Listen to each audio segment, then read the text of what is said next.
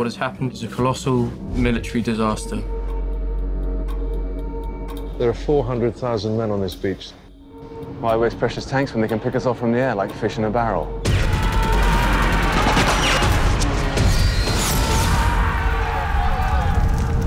The call went out. We have to go to Dunkirk.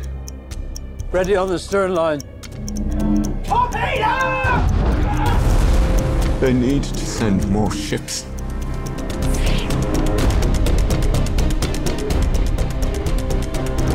Where are we going? Dunkirk. I'm not going back. If we go there, we'll die. We have a job to do. Turn it around!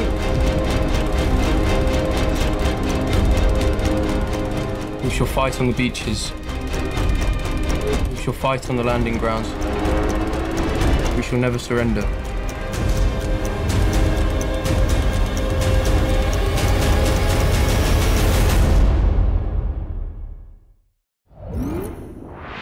네, 오늘 소개할 영화는 크리스토퍼 놀란 감독의 첫 실화 영화 덩케르크입니다. 감독의 이름만으로도 기대되는 영화죠. 놀란 감독은 데뷔작 미행부터 메멘토, 다크나이트 시리즈, 인셉션, 인터스텔라까지 매 영화마다 뛰어난 상상력과 탁월한 연출력으로 놀라움을 안겨줬는데요.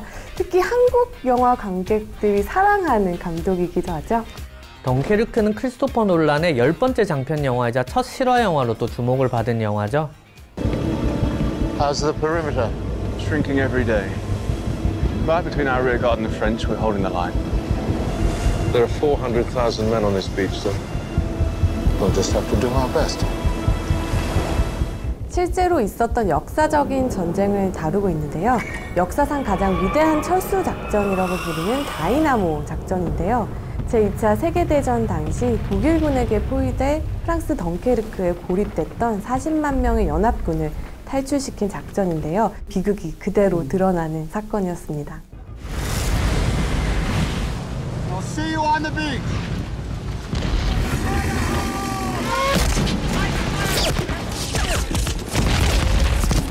네, 사실 전쟁을 다룬 영화이기 때문에 아마 많은 분들이 라이언 일병 구하기 같은 또 영화를 기대하셨을 텐데 사실 덩케르크는 기존의 전쟁 영화와 확연히 다른 방식으로 전쟁의 참혹함을 보여주고 있죠.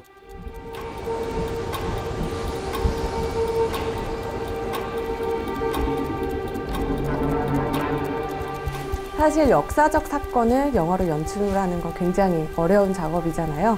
모두가 이 사건의 과정과 결말을 알고 있는 상황에서 관객의 흥미를 끌고 이야기에 몰입시키기란 참 쉽지 않은 일인데 놀란 감독이니까 이번에도 역시 해냈고요. 이 실제 사건이라는 소재의 난점을 뛰어난 연출력으로 극복했습니다. 네, 전쟁을 소재로 한 기존 영화들은 아무래도 이렇게 이분법적인 접근이 많죠. 아군과 적군, 그리고 두 군대가 싸우는 또 스펙타클한 전투 장면에 이렇게 집중하기 마련인데 이 영화는 또 오로지 병사들의 탈출에만 또 집중을 하고 있습니다.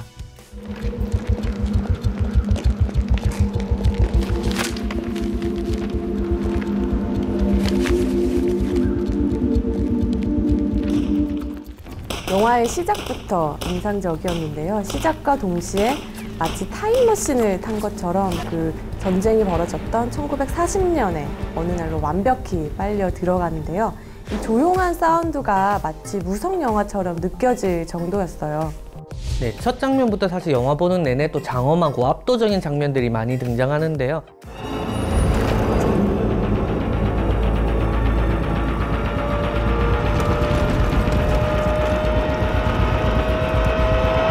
크리스토퍼 놀란 감독도 CG를 쓰지 않고 또 실사 촬영 고집하는 것으로 또 세계적으로 유명한데 덩케르크 역시 마찬가지의 연출을 보여주고 있죠. 또 특히 해안에 고립된 그 수십만 명의 군인들을 보여준 장면에서는 감독의 뚝심과 고집 그리고 열정이 대단하다고 느꼈는데 또 이 영화에 녹아있지 않나 생각이 들었습니다. 저는 좀 놀라웠던 게 영화의 구조였던 것 같아요. 이 영화는 서로 다른 세 개의 시공간을 동시에 보여주고 있는데요. 첫 번째, 육지죠. 해변의 연합군, 즉 독일군에게 포위된 병사들의 일주일이 드러나고요.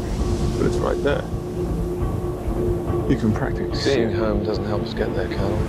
두 번째는 바다의 이 민간 선박들로 병사들을 구하기 위해서 덩케르크로 향하는 하루가 나오고요. What are you doing? You know where we're going. Into war, George. 세 번째는 이 하늘이죠. 하늘의 공군인데 적의 전투기와 외롭게 싸우는 공군들의 한 시간을 그려내고 있어요. Is he down? Yeah, he's down for the count. 그래서 사실 플롯의 마술사라는 또 별칭이 있죠. 한정된 시간 또 세 시점을 교차 편집을 했는데 서로 달랐던 세 시점이 덩케르크에서 하나로 합쳐지는 이제 효과가 있는데요. 이야기를 효과적으로 이끄는 영리한 연출이라고 볼 수 있습니다. 또 하나 주목할 점은 덩케르크가 전쟁 영화지만 영웅의 서사를 따르지 않는다는 점인데요. 할리우드 최고의 스타들이 출연했지만 그들이 크게 부각되지는 않아요. 이 덕분에 특정 인물이 영웅으로 그려지지 않고 모두가 힘을 합쳐 만들어낸 이야기가 더욱 돋보인 것 같습니다. 크리스토퍼 놀란 감독의 사단이자 페르소나로 불리는 킬리언 머피와 톰 하디가 또 역시 빠지지 않고 등장하죠. 킬리언 머피는 덩케르크가 벌써 놀란 감독과 5번째 협업인데요. 배트맨 비긴즈 이후에 다크나이트 시리즈, 인셉션까지 이 정도면 페르소나 맞는 것 같아요. Where are we going? Dunkirk. I'm not going back. I'm not going back. Look at it. If we go there, we'll die. 네, 덩케르크에서는 이름도 없는 배역을 맡았는데요. 겁에 질려 전쟁터로 돌아가길 거부하는 군인을 연기한 킬리언 머피는 크레딧에서도 그냥 떨고 있는 병사로 표기되었다고 합니다. 하지만 그의 연기는 전쟁이 인간에게 입힌 트라우마를 보여주는 캐릭터로 전쟁의 공포와 생존을 향한 열망을 고스란히 느끼게 해주고 있습니다. 다크나이트 라이즈와 인셉션을 함께한 톰 하디는 영국 공군 조종사 파리어 역으로 등장했는데요. Anchor, 11 o'clock. She's lining up to drop her load on that minesweeper. Fighters? Yep, 109's up her starboard. I'm on the bomber. 덩케르크 영화 전체적으로 봐도 대사량이 참 적은 영화였는데 톰 하디의 대사는 겨우 10줄이었다고 해요. 사실 적군의 전투기를 격추시키는 장면에서는 톰 하디의 눈빛은 사실 100마디 말이 필요 없는 정말 배우만이 해낼 수 있는 그 눈빛이었는데요. 왜 톰 하디가 놀란 감독과 함께라면 어떤 역할을 다 함께 하겠다고 했는지 알 것 같아요. 너무 부러웠습니다. 영화에서 가장 먼저 얼굴을 확인한 배우는 이 토미 역을 맡은 배우 핀 화이트헤드인데요.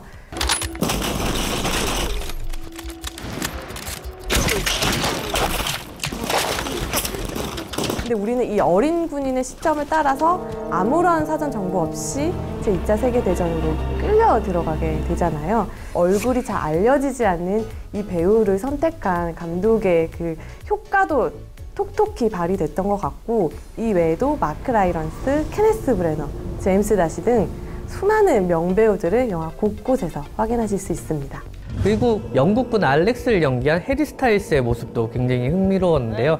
인기 보이밴드 원 디렉션의 멤버가 덩케르크로 사실 영화 데뷔를 한 거라고 하더라고요. 배우로서의 가능성을 확인할 수 있었습니다. 덩케르크는 무성 영화에 가깝다 싶은 장면들도 많은데요.